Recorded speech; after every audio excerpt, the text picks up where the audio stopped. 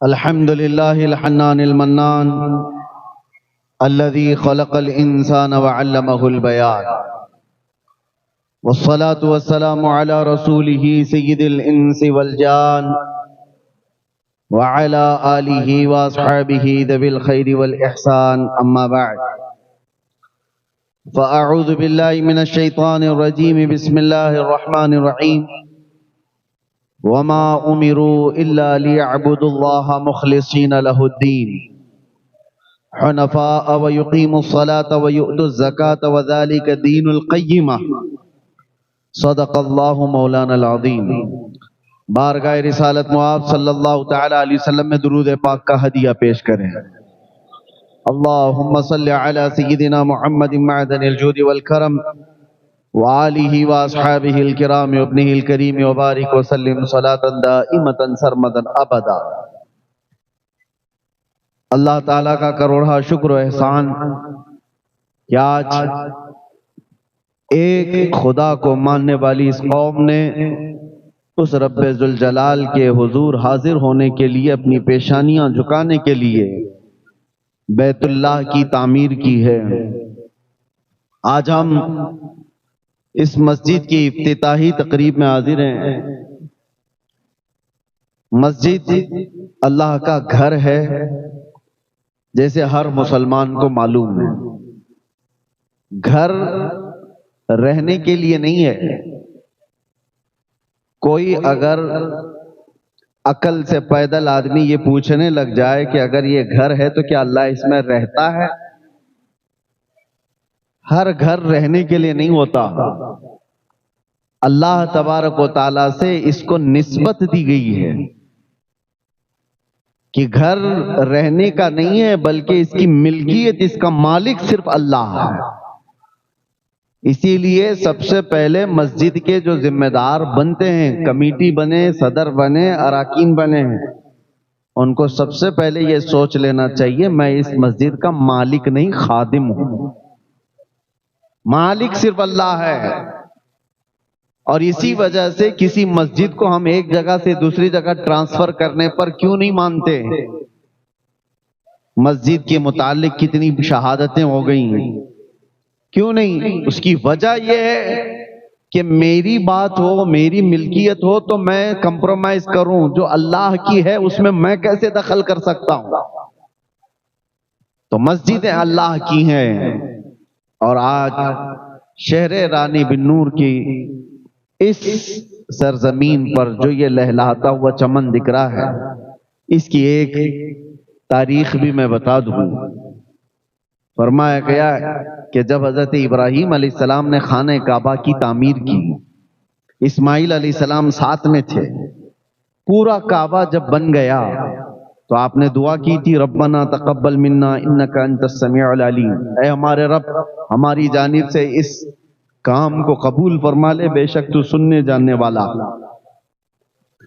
جب خانہ کعبہ کی تعمیر مکمل ہوئی تو اس کے جو سامان تھوڑے سے بچے، مٹی، گارا، جو بھی جس چیز سے بن رہی تھی، تو ابراہیم علیہ السلام کو حکم ہوا کہ وہ مٹی اٹھا کر کے ہوا میں پھینک دیں.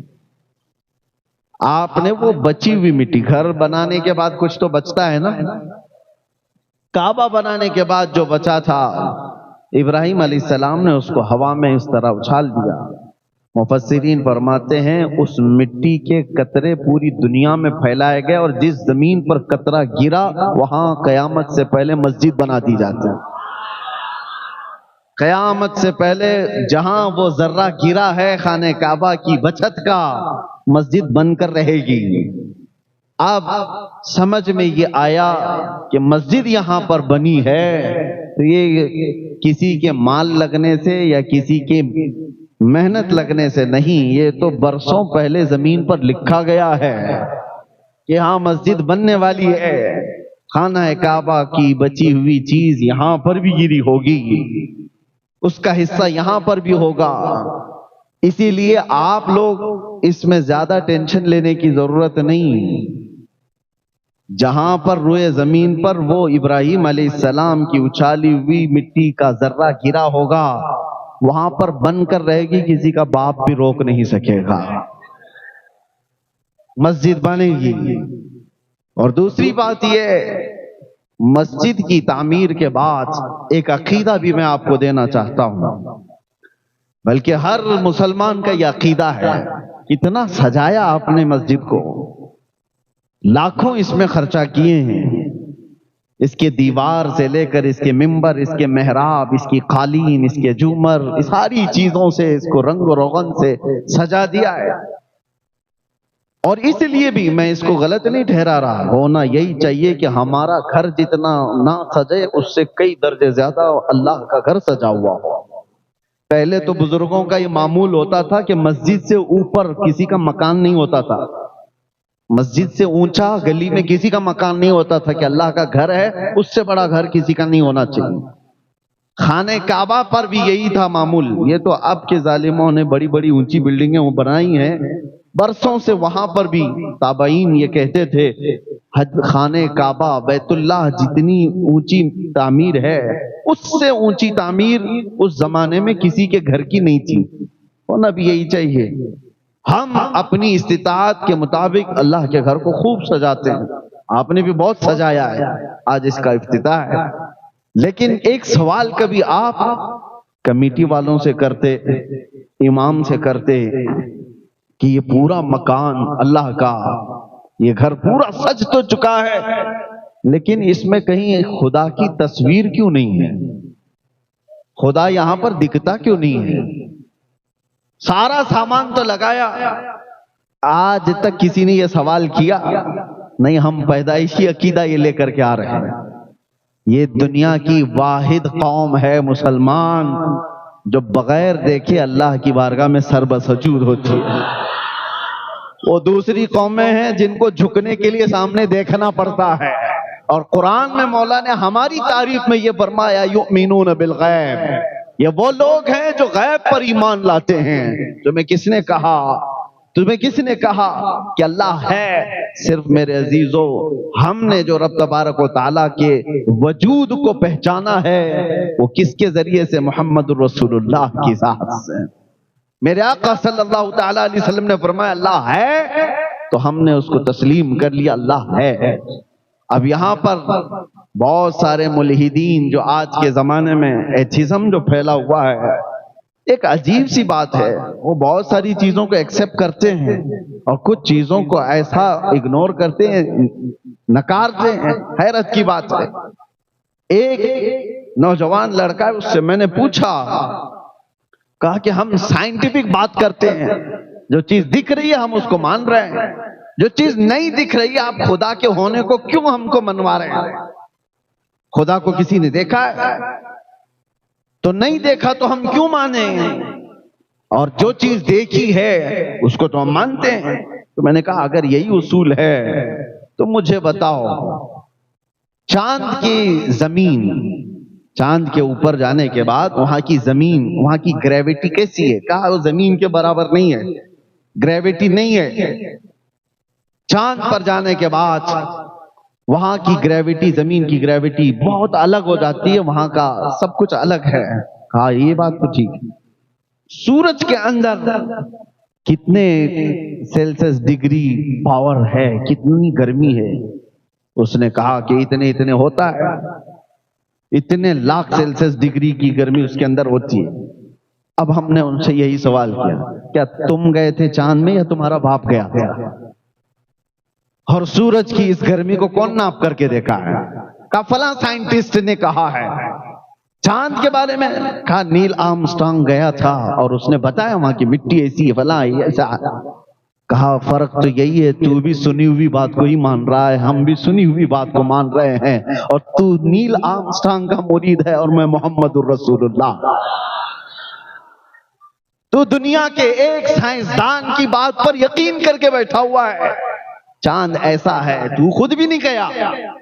کہتا ہے کہ سائنس نے ترقی کی، سائنس بھی کسی کی بات پر ہی چل رہا ہے، وہ چاہے نیوٹن ہو، آئنسٹائن ہو، ڈارون ہو، ان کی جو تھیوریاں چل رہی ہیں، تو دنیا بڑی بیوقوف بن جاتی ہے، یہ لوگ بیٹھ کر کے ڈیبیٹ کرتے ہیں، ان سے پوچھو کیا یہ تھیوری تمہاری ہے، تم نے مشاہدہ کیا؟ کہ نہیں، فلاں سائنٹسٹ نے، فلاں سائنٹسٹ کی بات پر تو تجھے یقین ہے، اور ہمیں غوث و خواجہ کی بات پر کیوں نہ یقین ہو؟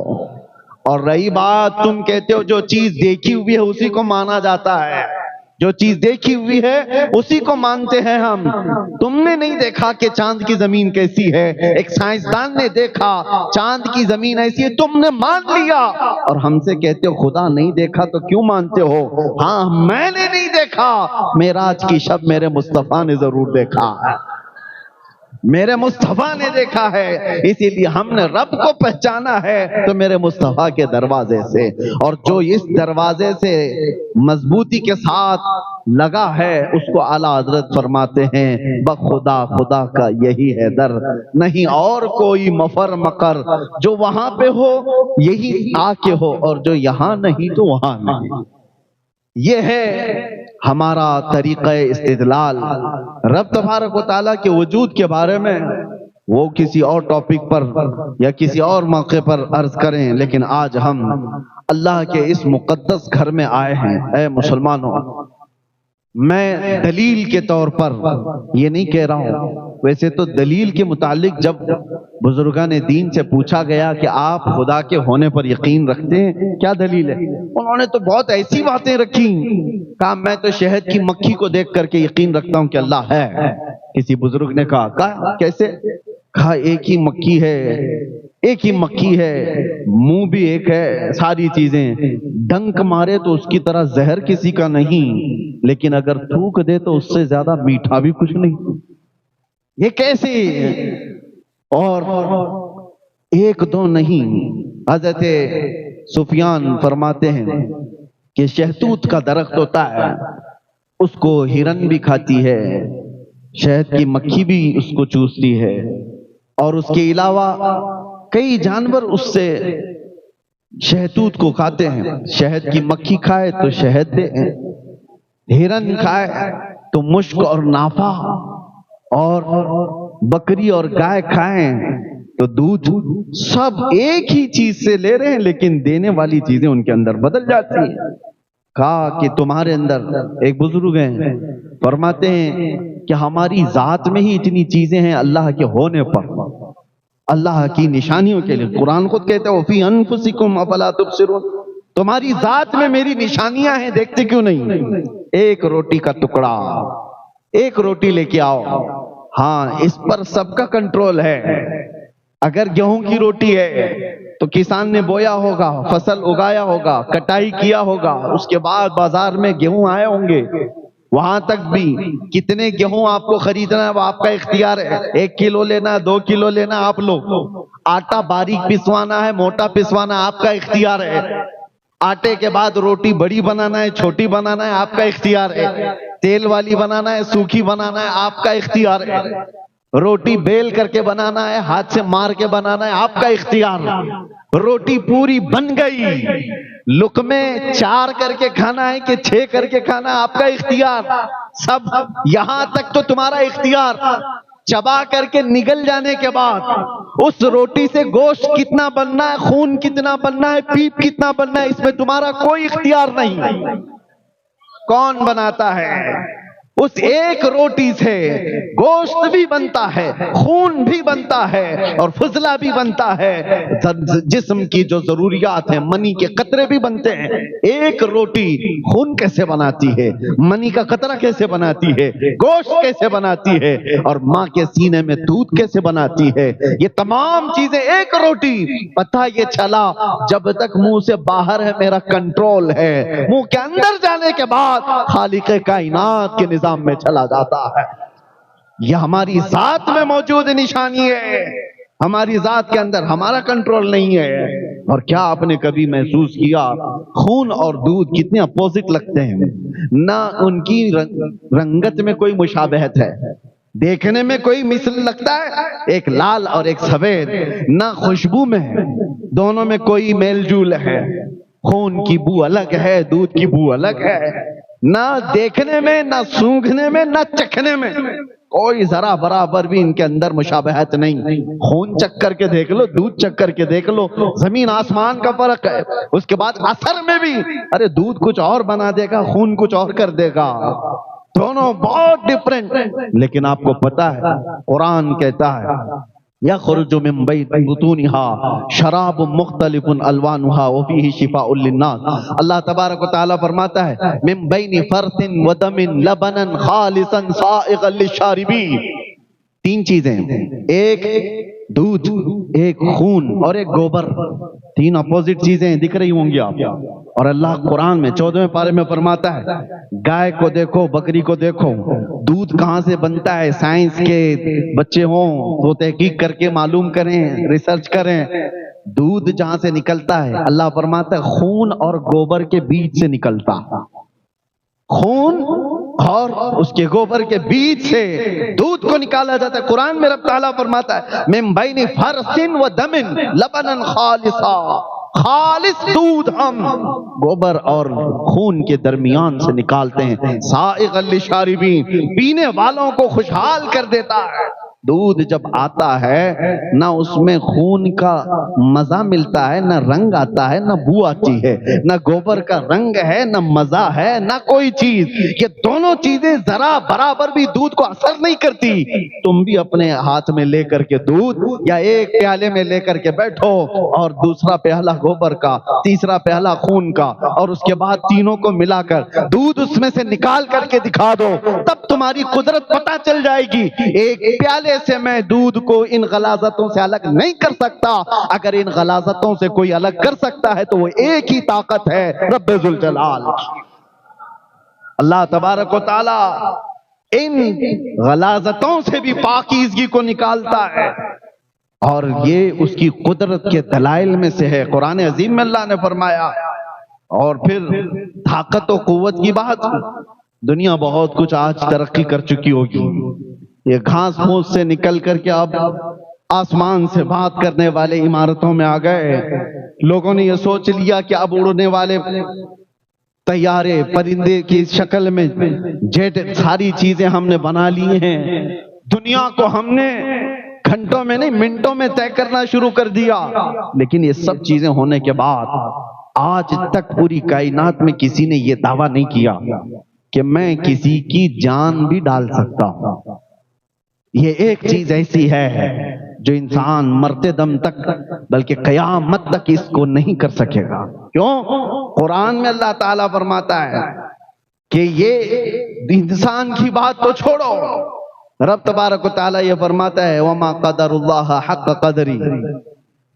اللہ تعالیٰ فرماتا ہے کہ لن يخلقوا ذبابا ولو اجتمعوا له, سارے انسان مل جائیں تب بھی وہ ایک مکھی نہیں بنا سکتے, ایک مکھی نہیں بنا سکتے. لن يخلقوا ذبابا, قرآن کا لفظ میں کہہ رہا ہوں, ولو اجتمعوا له, سارے لوگ مل کر کے اس پر کوشش کر لیں تو ایک مکھی نہیں بنا سکتے جو جان ڈالنا ہے اس کے اندر.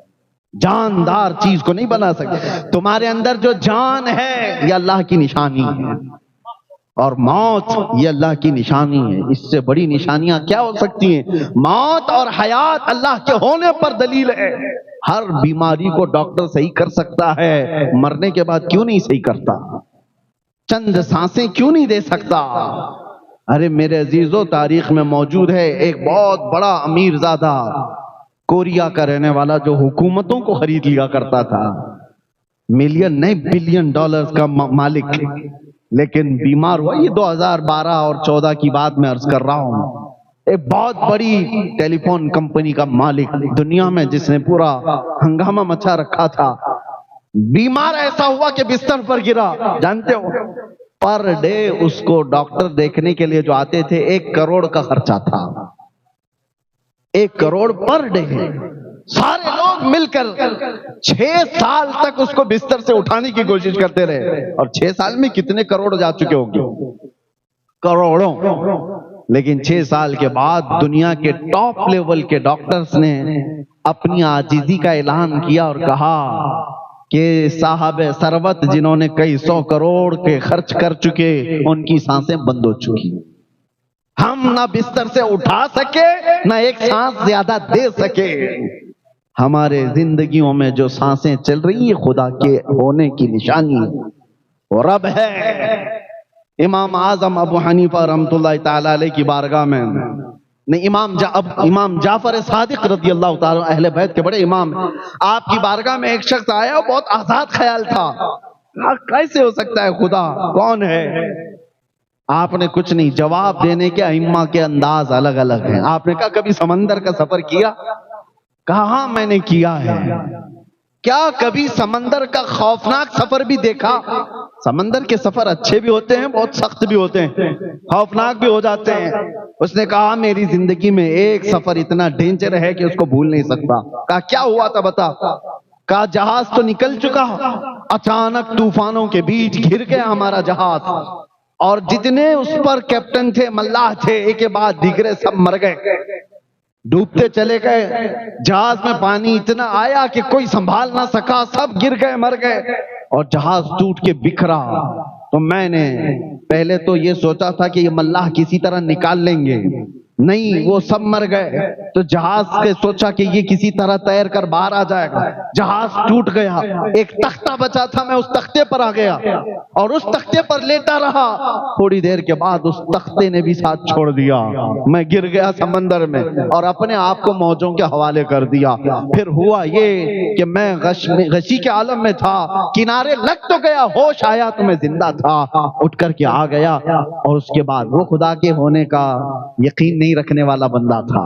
اس وقت امام جعفر صادق نے کیا پوچھا، یہ ہماری اور آپ کی زندگیوں میں آنے والی بات میں عرض کر رہا ہوں. انہوں نے کہا اچھا ٹھیک ہے، سمندر کے سفر پر جب تو تھا، پہلے تو سمندر میں چل نہیں سکتا تھا، سمندر میں پیدل جا نہیں سکتا تھا، تو کیا کیا تو نے؟ جہاز کو لے لیا. یہ جہاز پر تیرا بھروسہ تھا کہ سمندر پر میں نہیں چل سکتا، جہاز لے کر جائے گا. جہاز پر سوار ہوا تو جہاز جب ہچکولے کھانے لگا تو تیرا یقین کس کے اوپر آ گیا؟ اللہ پر. کیپٹن ہے، چلا لے گا، نکال لے گا. لیکن جب وہ ڈوبنے لگ گئے، تب پھر تیرا یقین جہاز کے ان تختوں پر ہوا کہ یہ ڈوبیں گے نہیں، کسی طرح اس پر سوار ہو جاؤں گا. جہاز سے یقین بڑھ کر ملاح پہ آیا، ملاح سے بڑھ کر کے ٹوٹے ہوئے تختوں پر آیا. تختے پر بھی تو لیٹا ہوا چل رہا تھا، جب تختہ بھی چلا گیا اور تو سمندر کے حوالے ہوا، اس وقت بتا تیری کیا کیفیت تھی؟ اس وقت تیری کیا کیفیت تھی؟ تو کیا سوچ رہا تھا؟ کیونکہ جتنے سہارے تھے سب نکل گئے. جہاز تھا وہ بھی چلا گیا، ملاح تھا ڈوب گیا، تختہ تھا چلا گیا، لاسٹ کچھ نہیں تھا، سمندر کے حوالے اپنے آپ کو کیا. اس وقت تیری سوچ کیا تھی؟ وہ کہتا ہے میری سوچ یہ تھی کوئی تو ایسی طاقت آئے جو مجھے یہاں سے بچا لے. امام جعفر صادق کہتے ہیں جو تیری روح نے پکارا اسی کا نام اللہ رب العزت ہے. جو تیری ایسی کیفیت میں یاد آ جائے سمجھ لے وہی اللہ کی ذات ہے. جہاں سارے سہارے ختم ہو جائیں، سارے امیدیں ٹوٹ جائیں، وہاں پھر جس چیز کی یاد آتی ہے وہ رحمان و رحیم ہے. میرے عزیزو، یہ ہم نے زندگیوں میں تجربے کے طور پر بھی دیکھا ہے. جب سارے لوگ چھوٹ جائیں، آخری جو امید ہے اسی امید کو کہتے ہیں، اسی یقین کو کہتے ہیں اللہ کی ذات. اللہ کی ذات. یہاں سے بندہ پھر اتنا پاورفل ہوتا ہے. ابھی میں آپ کو بتاؤں مسجد میں بیٹھے ہیں، یہ چھت لگی ہے. چھت کس پر کھڑی ہے؟ چھت تو پلر کے اوپر ہے، دیواروں کے اوپر ہے. لیکن ابھی اگر کوئی بتا دے کہ کریک ہو گئی، چھت گر سکتی ہے، تو آپ کیا کریں گے؟ بھاگ کر کے باہر نکل جائیں گے. یہی ہوگا. چھت، پلر والی چھت گر رہی ہے تو بھاگ کر کے کہاں جاتے ہیں؟ آسمان کے نیچے جس کا کوئی پلر ہی نہیں ہے، اس کا کوئی پلر ہی نہیں، پورا آسمان کہیں پلر ہے؟ عجیب یقین ہے تمہارا. یہ پلر والی چھت پر یقین نہیں ہے کہ یہ بلڈر کا بنایا ہوا ٹوٹ سکتا ہے. وہ رب العالمین کا ہے، کبھی نہیں ٹوٹے گا. اس یقین کا نام ہے خدا وحدہ لا شریک کا ہونا. تمہارا یقین بتاتا ہے، تمہارا یقین. تم بچنے کے لیے بھاگتے کہاں ہو؟ بھاگتے وہی ہو. یہ بے اختیار ہے، کوئی کہتا نہیں ہے تمہیں. یہ بغیر تمہارے، یہ فطرت میں اللہ نے تمہارے ڈال رکھا ہے. فطرت میں ڈال رکھا ہے۔ میرے عزیزوں بہت سارے ایسے ہیں، ہر بچے کو سکھایا نہیں جاتا آگ گرم ہوتی ہے، برف ٹھنڈا ہوتا ہے، فطرت میں اللہ اس کے ڈالا ہوا ہے۔ کیا سب کو سکھایا آپ نے؟ ہر بچے، کسی بچے کے ساتھ اتفاق ہو گیا، آگ کے قریب آیا تو اس کو بتا دیا ہوگا، لیکن ایسا ہوتا نہیں عام طور پر کہ وہ بھی کلاس لی جاتی ہے، آگ کتنے سیلسیس گرم ہوتی ہے، یہاں انگلی نہیں لگاتے، وہاں نہیں لگاتے۔ ارے یہ سینس ہے جو ہر انسان کے اندر آتا ہے، ہر انسان کے اندر آتا ہے۔ اور یہ بھی آپ بتاؤ، میں آپ سے پوچھتا ہوں، کہیں کوئی کورس کیا ہے آپ نے کہیں پر، کسی اسکول میں، یونیورسٹی میں، کالجز میں، کہ خوشبوئیں دنیا میں کتنی ہیں اور بدبوئیں کتنی ہیں؟ اس پر کسی نے کورس کیا ہے کیا؟ کوئی کورس کیا ہے؟ آپ مجھے بتانا کہیں پر بھی کوئی ریسرچ ہوا ہے؟ اس کو خوشبو کہتے ہیں، اس کو بدبو کہتے ہیں۔ نہیں کیا کورس، آپ نے کبھی نہیں کیا، مجھے پتا ہے۔ لیکن میں کوئی بھی ایک چیز لا کر کے رکھ دوں جس سے مہک آ رہی ہے، اس کا نام کچھ بھی نہیں۔ میں آپ سے پوچھوں، بتاؤ یہ خوشبو ہے یا بدبو ہے؟ تمہاری ناک بتا دے گی یہ بدبو۔ یہ سینس کیسے آیا؟ کیا اس کا نام تمہیں پتا؟ کہیں ریسرچ کیا ہے کہ اس کو بدبو کہتے ہیں؟ نہیں، تمہاری طبیعت اس کو ایکسپٹ نہیں کر رہی ہے۔ یہ میری طبیعت پر بوجھ بن رہی ہے، دماغ پر بوجھ بن رہی ہے، یہ بدبو ہی ہے۔ اسی کی جگہ اگر میں کوئی اچھی والی خوشبو لا کر کے رکھ دوں، نام کچھ نہیں، نام کچھ نہیں، میں آپ سے کہوں بتائیے کیا ہے یہ سونگ کر، وہ کہے گا کچھ تو ہے لیکن خوشبو ہے۔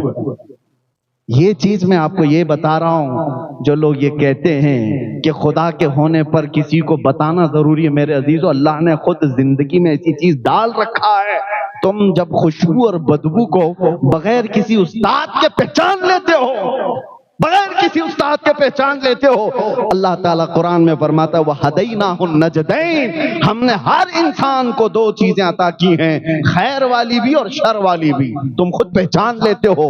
اس لیے اپنے عقل کا بھی استعمال کرو، اور جہاں عقل تھک جائے، مالک عقل اور عقل کو صحیح پرکھنے والے، کامل عقل والے انسان کامل محمد الرسول اللہ کا سہارا لو۔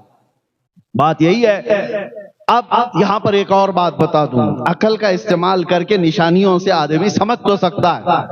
دھواں ہے کہیں پر، دھواں کہیں ہے، آپ بغیر وہاں گئے اتنا تو کہہ سکتے ہیں آگ تو لگی ہوگی۔ آپ نے آگ نہیں دیکھا لیکن دھواں دیکھ کر آپ کو کیا لگ رہا ہے؟ آگ ہوگی۔ آگ کے بغیر دھواں آیا کیسے؟ یہ اتنا سینس تو ہے آپ گئے نہیں، دور بیٹھے، یا عقل کا استعمال ہے، یا عقل کے استعمال سے آپ نے کہا۔ میاں کبھی کبھار ایسا ہوتا ہے، ہر جگہ عقل ساتھ نہیں دیتی، ہر جگہ عقل کامل نہیں ہے، اسی لیے اس عقل کو مرید بنانا پڑتا ہے کامل انسان کا، کہ اتنا بھی آزاد نہ ہو جائے۔ عقل، فلسفی لوگ صرف عقل استعمال کیے، گمراہ ہو گئے، صرف عقل۔ اسی لیے جو لوگ آج ایتھسٹ بنے ہیں وہ صرف لاجک بات کرنا چاہتے ہیں، وہ صرف محسوسات کو بات کرنا چاہتے ہیں، جو چھونے پر معلوم پڑے، جو چکھنے پر معلوم پڑے، جو دیکھنے پر معلوم پڑے، جو سونگنے پر معلوم پڑے، وہی چیز کا ایگزسٹ ہے، وہی ہے۔ باقی جو چیز نہیں ہے وہ خیالی ہے، کالپنک ہے۔ میاں ایسی کالپنک بہت ساری چیزیں ہیں، آپ کو پتہ نہیں۔ آپ کو ایک تھپڑ ابھی لگاؤں اور اس کے بعد کہ سر میں مار دیا، درد ہو رہا ہے، میں کہوں کہاں ہے وہ درد؟ نہ چکھنے سے لگتا ہے، نہ سونگنے سے لگتا ہے، نہ دیکھنے سے لگتا ہے، احساس ہے۔ درد کا احساس ہے، وہ دکھتا کچھ نہیں۔ کوئی چیزیں ایسی ہیں جو ہیں، ان کا ایگزسٹ ہے، لیکن اس کو احساس کرنا پڑتا ہے۔ یہ ساری باتیں عقل والوں کے لیے میں نے کہا۔ اب یہ آخری باتیں سمیٹتے ہوئے عرض کرتا ہوں میرے عزیزوں، عقل کو اتنا آزاد بھی مت رکھو، اتنا آزاد بھی مت رکھو کہ شیطان کس انداز میں آتا ہے پتہ ہے؟ مسلم شریف کی حدیث ہے، میرے آقا صلی اللہ علیہ وسلم فرماتے ہیں وہ شیطان سب سے پہلے مسلمان کے پاس آتا ہے اور کہتا ہے زمین کو کس نے بنایا؟ تم یقین کے ساتھ جواب دیتے ہو اللہ نے بنایا۔ آسمان کو کس نے بنایا؟ شیطان سوال ڈالتا ہے، تم جواب دیتے ہو اپنے اندر سے ہی اللہ نے بنایا۔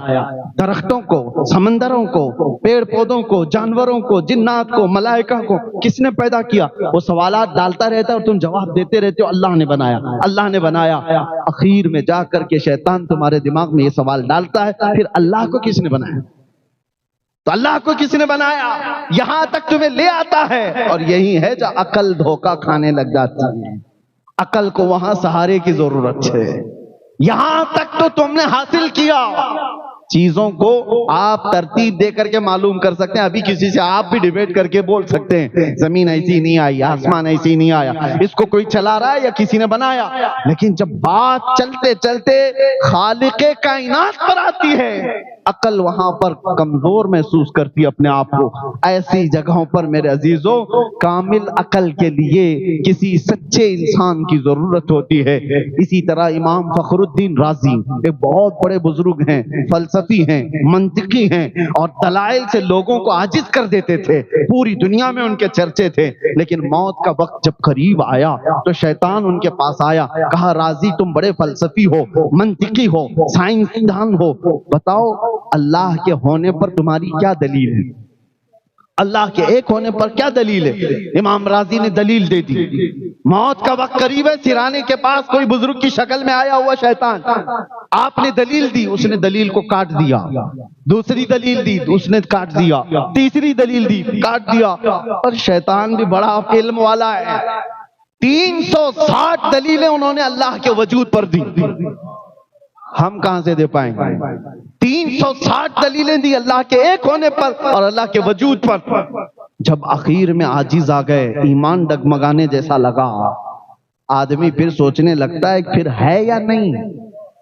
میں جو کہہ رہا ہوں ہر چیز کا یہ سامنے والا توڑ نکال رہا ہے، تو پھر میں اپنی بات میں پکا ہوں یا نہیں؟ شک پیدا کر دیتا ہے شیطان۔ اس وقت جانتے ہو کیا چیز ساتھ آئی؟ فخر الدین رازی بیعت کیے ہوئے تھے نجم الدین کبریٰ، سلسلہ چشتیہ کے بڑے بزرگ ہیں، اور صاحب دل بزرگ، صاحب کشف اور پیر و مرشد زندہ تھے۔ مرید کے یہ حالات دیکھ رہے تھے بڑی دور سے، وضو فرما رہے تھے، اور دیکھا نہ گیا اپنے مرید کی جانکنی کے وقت کے یہ حالات، وہیں سے پکار کر کہا راضی تو کس سے بحث کر رہا ہے؟ وہ ابلیس لعین ہے جو تیرے ہر سوال پر ہر دلیل پر کاٹ کرے گا، اس سے صرف اتنا کہو میں اپنے خدا کو بغیر دلیل کے ایک مانتا ہوں، بغیر دلیل کے ایک مانتا ہوں۔ جب آپ نے امام رازی نے اس سے کہا میں اللہ کو بغیر کسی دلیل کے ایک مانتا ہوں، میرا زمین پر ہونا ہی دلیل ہے کہ اللہ ہے اور اللہ ایک ہے، جس طرح میں چل رہا ہوں۔ اس جواب کے بعد ابلیس لعین یہ کہتا ہوا گیا اے رازی اگر آج وہ نجم الدین کبریٰ نہ ہوتا تو میں تیرا ایمان لے جا چکا ہوتا، اس مقام پر میں نے ہزاروں کے لے لیے، اگر تیری یہ نسبت نہ ہوتی تو میں لے لیتا۔ پتہ یہ چلتا ہے کہ عقل ایک جگہ آ کر کے عاجز ہو جاتی ہے، اس کے بعد پھر ہمیں سہارے کی ضرورت ہوتی ہے، اور اسی لیے ہم اپنے زمانے کے مشائخ کے ہاتھ پر ہاتھ دے کر بیعت اس لیے کرتے ہیں کہ ہمارے پیر ہمارے شیخ جو ہیں، لیکن یہ تو سلسلہ لگا ہوا ہے مصطفیٰ کی ذات۔ اسی لیے اعلیٰ حضرت نے فرمایا کسی کا پیر کامل نہیں تو اس کا پیر کامل ہوگا، اس کا نہیں تو اس کا پیر کامل ہوگا، ارے اس کا نہیں تو اس کا، کہیں تو جا کر اوپر کامل پیر ہوگا۔ اور یہ سلسلہ ہے، چین ہے، کرنٹ ہے، ایک جگہ بٹن لگا دو تو کرنٹ نیچے تک تو آ ہی جائے گا، اس لیے یہ سلسلہ ہوتا ہے۔ بہرحال دو باتیں میں نے آج آپ کے سامنے عرض کی ہیں، ایک عقل کا استعمال کر کے اللہ کے ایک ہونے کی دلیلیں بہت بندے حاصل کر سکتے ہیں، دوسرے عقل جہاں عاجز آ جائے انسان کامل کا سہارا محمد الرسول اللہ کی ذات۔ ہم نے اللہ کو ایک مانا ہے، اللہ کے وجود کو مانا ہے، تو کسی سائنسدان کے بتانے سے نہیں، میرے آقا کے بتانے سے، اللہ کے رسول نے بتایا۔ اب بہت سارے ابھی 2-3 دن پہلے ایک نان مسلم ہے، وہ مجھ سے سوال کر رہے تھے، کہا کہ ہمارے پنڈت جی کہتے ہیں یہ سورگ نورگ یہ سب چیزیں بنائی ہوئی ہیں، کالپنک ہے، کچھ ہے نہیں، کسی نے دیکھا ہے کیا؟ جنت ہے، دوزخ ہے، یہ سب دھرموں نے اپنے اپنے بنایا ہوا ہے۔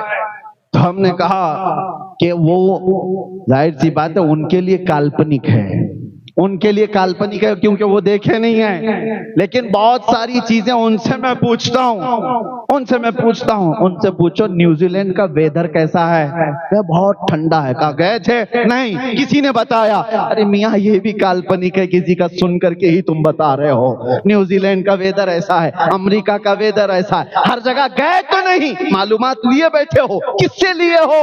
کوئی تو سورس ہے، اور جو بتایا ہوا اس پر تمہیں اتنا یقین ہے۔ جسی نے کہہ دیا کہ نیوزی لینڈ میں بہت ٹھنڈی ہے، مان لیا۔ امریکہ میں گرمی ہے، مان لیا۔ اور تم جب انسانوں کی بات مان لیتے ہو، ہم نے دیکھا میرے آقا نے فرمایا اللہ رب العزت رحمان ہے، ہم نے مانا۔ اللہ کے رسول نے کہا وہ رحیم ہے، ہم نے مانا۔ اللہ کے نبی نے کہا وہ مالک الملک ذو الجلال والاکرام ہے، ہم نے مانا۔ فرق صرف اتنا ہے کہ تم چلتے پھرتے آوارہ لوگوں کی مانتے ہو، ہم کائنات کے مالک و مختار کی مانتے ہیں۔ تم جن کی مان کر کے پوری دنیا میں چل رہے ہو، تمہیں ویدر بھی پتا ہے، ماحول بھی پتا ہے، امریکہ میں لوگ کیا کھاتے وہ بھی پتا ہے، گئے نہیں، سن کر کے تمہیں پتا ہے۔ اسی طرح میرے عزیزو، جو ہم تو جنت گئے نہیں، ہم تو دوزخ دیکھے نہیں، لیکن میرے مصطفیٰ معراج کی شب گئے ہیں، جنت بھی دیکھا ہے، دوزخ بھی دیکھا ہے، آ کے انہوں نے حالات بتایا، تو پھر ہم کیوں نہ مانیں؟ اس لیے مانتے ہیں کہ بمصطفیٰ برساں خیش کے دی ہماؤس۔ اقبال نے کہا ہے اپنے آپ کو رسول اللہ کے قدموں تک پہنچا دے، یہی دین ہے۔ کربو نہ رسیدی تمام ابو لہبی، اگر ان کی بات نہیں مانا تو زندگی ابو لہب کی طرح۔ بات سمجھ میں آ گئی؟ ہم حضور پاک صلی اللہ تعالیٰ علیہ وسلم کی ذات پر یقین کرتے ہوئے ہم یہ ساری چیزیں لے کر چل رہے ہیں۔ باتیں بہت ساری ہیں، دلائل بہت ساری ہیں، لیکن اتنی بات میں آپ سے کہوں گا، پراؤڈ فیل کرو، فخر محسوس کرو کہ اللہ نے تمہیں اسلام میں پیدا کیا۔ پراؤڈ فیل کرو، سر جھکا کر جینے کا نہیں، سر اٹھا کر جینے کا موقع ہے۔ میرے عزیزو، کیا چیز کی کمی ہے تمہارے دین میں؟ اللہ نے تمہارے ان پیشانیوں کو ایرے غیرے نتھو کھیرے کے سامنے جھکنے سے بچا رکھا ہے۔ ہر کسی طاقت کو دیکھ کر تم نہیں جھکتے۔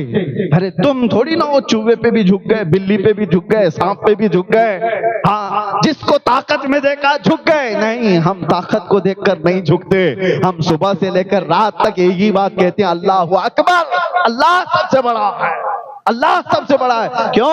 ہم آئے تھے دنیا میں تو کان میں سب سے پہلے یہی کہا گیا تھا، اللہ اکبر۔ اور جب دنیا سے جا رہے ہوں گے جنازہ رکھ کر کے بھی امام صاحب کیا کہیں گے؟ اللہ اکبر، اللہ سب سے بڑا ہے۔ یہ مسلمان ہے جس کا عقیدہ ہے۔ ہر کسی کے سامنے اللہ نے تمہاری پیشانی کو جھکنے نہیں دیا۔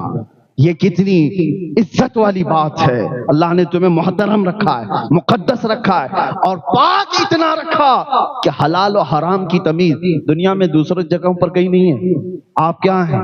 آپ کیا؟ جو بھی انسان کی فطرت کو میل نہیں کھاتی وہ تمہارے لیے جائز نہیں رکھا گیا۔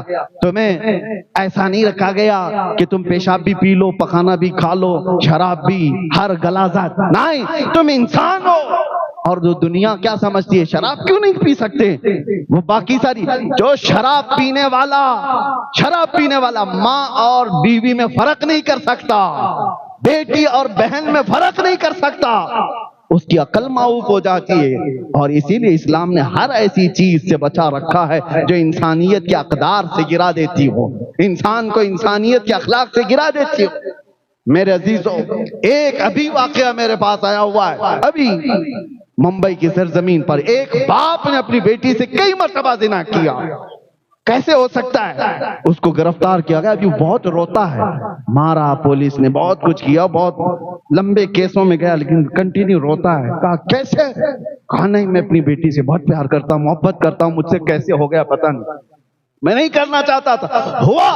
ارے ایک بار نہیں، دو بار نہیں، کئی بار۔ اور جب حد سے تجاوز کر گیا تو یہ معاملہ سامنے آیا، باپ اپنی بیٹی سے، بعد میں ریزن، وجہ معلوم کی گئی، جب بھی یہ معاملہ وہ کرتا تھا تو نشہ میں دھت ہو کر کرتا۔ یہی چیز ہے، رب نے تمہیں محفوظ رکھا ہے۔ تم اپنے پیٹ سے، اپنے پشت سے پیدا ہونے والی بیٹی کی عزت کو تار تار کر سکتے ہو تو پھر دنیا کہاں محفوظ رہے گی؟ شراب کو اللہ تعالیٰ نے کتنا تم سے دور رکھا، اور تاش کے پتے، آج بہت سارے لوگ یہ سمجھتے ہیں یہ گیمبلنگ تو ایک ہمارے لیے فیشن کی بات ہے، تم کیا سمجھتے ہو؟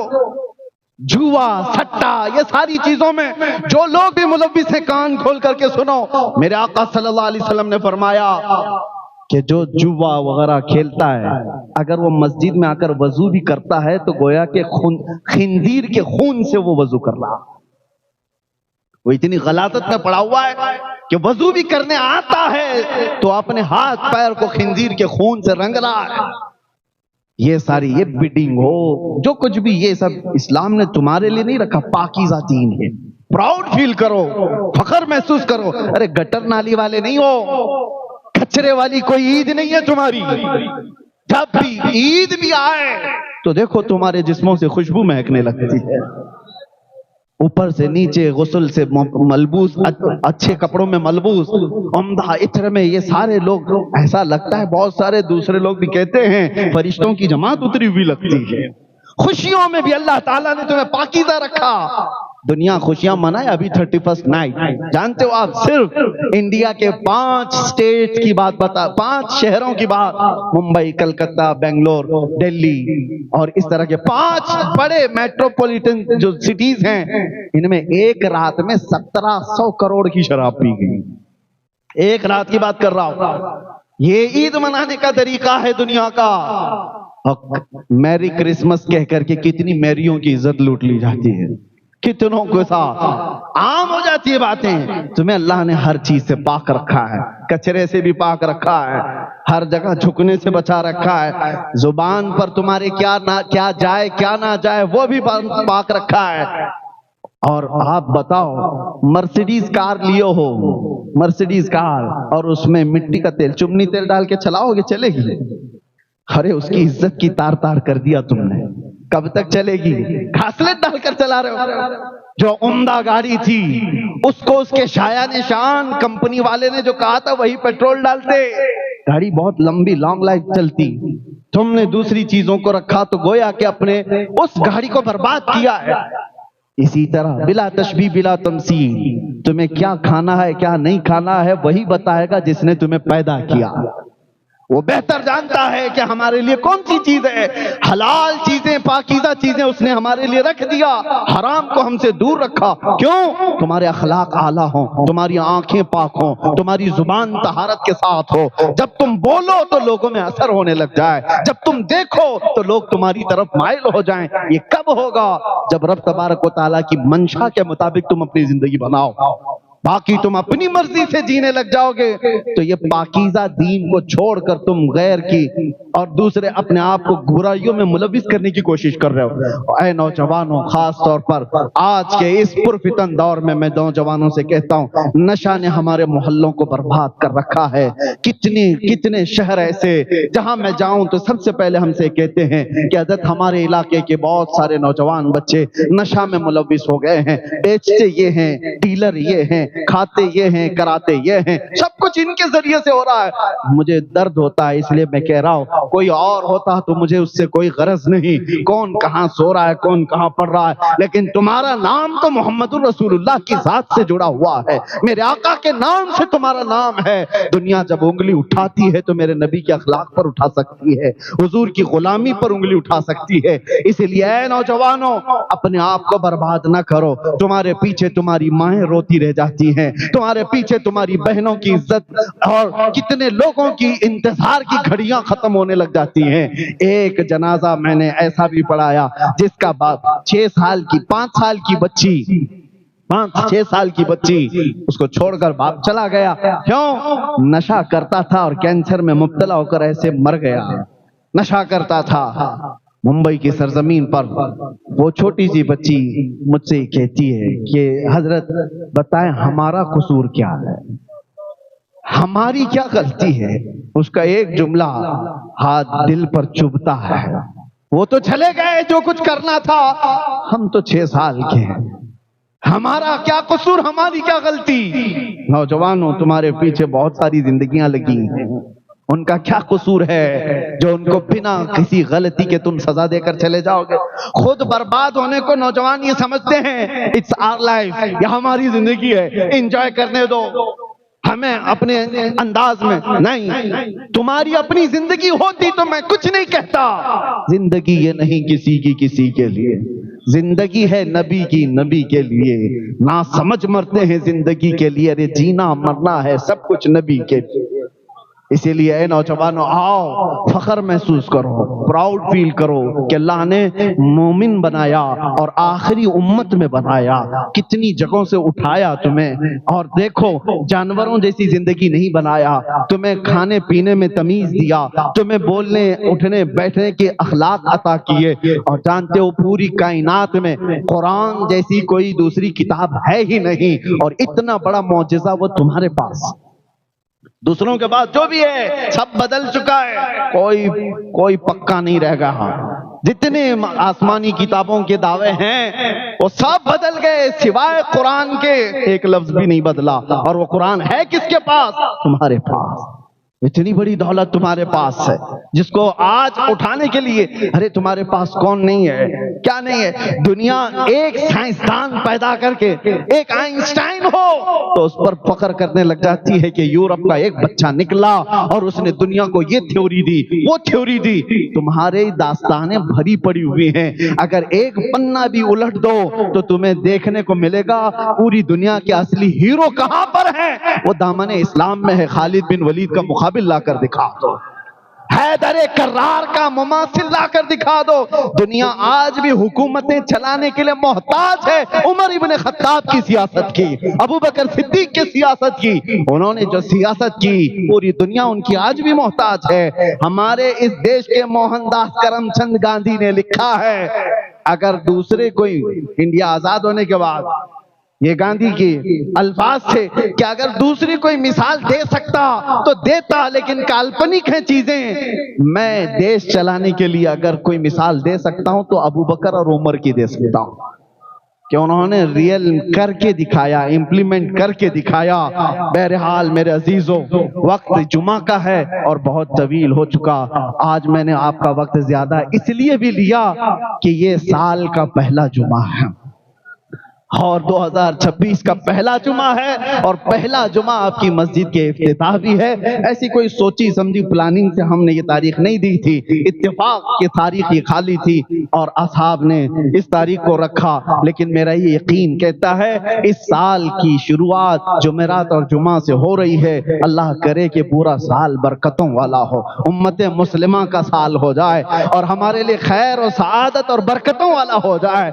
یہ وقت بہت تیزی سے گزر رہا ہے، میں ایک بات بتا کر ختم کر دیتا ہوں، وقت جو ہے وہ کسی کے ہاتھ میں رکتا نہیں، رکتا ہے؟ روک نہیں سکتے، نہ تمہاری جوانی رکی، نہ تمہارا بچپنا رکا، بوڑھے لوگ بھی اپنا بڑھاپا بھی نہیں روک سکتے، کچھ نہیں رکتا، وقت تیزی سے چلا جائے گا۔ لیکن میرے عزیزو، وقت نہیں جاتا ہے بلکہ ہماری زندگی جا رہی ہے۔ وقت جیسا ہے یہ روز مرہ کا سیم ہے، جنوری پھر آئے گا، ہم نہیں رہیں گے، ہو سکتا ہے ہم بدل رہے ہیں، وقت نہیں۔ لوگ یہ کہتے ہیں وقت بدل گیا، وقت نہیں، ہم بدلے ہوئے ہیں۔ ہم بچپن سے جوان ہوئے، جوان سے بوڑھے ہوئے، بوڑھے سے قبر میں، ہم بدلتے جا رہے ہیں۔ لیکن ایک بات، وقت پر کمانڈ کوئی حاصل کر سکتا ہے، کنٹرول حاصل کر سکتا ہے۔ ایک علاج دے دیتا ہوں، ایک نسخہ ہے، وقت کو اگر قابو میں کرنا ہے، روک کے رکھنا ہے ہر وقت تمہارا، ہر وقت، تو ایک نسخہ بتایا گیا میرے عزیزو، کیا ہے؟ وقت بیٹھے ہوئے پہ بھی گزرتا ہے، سوئے ہوئے پر بھی، کھڑے ہوئے پر بھی، مالدار پر بھی، غریب پر بھی، کسی کا کنٹرول نہیں۔ لیکن کچھ لوگ ایسے ہیں جو وقت پہ کنٹرول کر لیتے ہیں۔ کون ہیں وہ لوگ؟ وہ لوگ وہ ہیں جو وقت کی روح کو پکڑ لیا۔ وقت کی روح کیا ہے؟ وقت کی روح کا نام محمد الرسول اللہ۔ وہ ہر زمانے کے بادشاہ ہے، ہر زمانہ ان کا ہے۔ وقت کی روح کو جس نے پکڑ لیا تو اس نے وقت پر کنٹرول حاصل کر لیا ہے۔ پھر میں آپ کو بتاؤں، ہر زمانہ ان کا ہے۔ آج کوئی اگر یہ مجھ سے کہے غریب نواز کا زمانہ کون سا تھا، ارے پاگل، سوال غلط کر رہا ہے، یہ بھی زمانہ ان کا ہی ہے۔ ہر زمانہ، آج غریب نواز کا دور ہے کہ نہیں؟ غوث اعظم کا دور ہے یا نہیں؟ اعلیٰ حضرت امام اہل سنت کا دور ہے کہ نہیں؟ دور ختم نہیں ہوگا، وقت نہیں ختم ہوگا، وقت پر ان لوگوں نے کنٹرول حاصل کر لیا۔ اب 2026 آئے کہ 36 آئے کہ 46 آئے، سب ان کا۔ اسی لیے میں آپ سے بھی کہتا ہوں وقت کی روح کو پکڑ لو، صبح بھی تمہاری، دوپہر بھی تمہارا، شام بھی تمہاری، تمہارے کبھی بڑھاپے نہیں آتے۔ مجھ جیسے نکمے نے، ایک کمزور طالب علم نے دیکھا ہے، آج میں اپنے پرانے زمانے کو یاد کرتا ہوں، کاش وہ خالی اوقات جو ہوتے تھے بیٹھ کر بچوں کو پڑھاتا، بخاری شریف کی تعلیم بھی دیتا۔ وقت اتنا مصروف ہو گیا کہ رہا ہی نہیں۔ میں نے یہ دیکھا ہے کہ میرے عزیزو، بات رسول اللہ کی کرو، میرے مصطفیٰ کی عزت کی بات کرو تو ایسا وقت پر اللہ کمانڈ دیتا ہے، جس جگہ جاؤ صبح بھی بھیڑ تمہارے پاس، دوپہر بھی بھیڑ تمہارے ساتھ، شام میں بھی بھیڑ تمہارے پاس۔ اور ایسا ہی نہیں، وقت ایک جگہ کا نہیں، ہر جگہ کا تمہارا ہے۔ ہندوستان میں ہو تو بھی تمہارا، افریقہ میں ہو تو بھی تمہارا، امریکہ میں ہو تو بھی تمہارا۔ کیوں؟ روح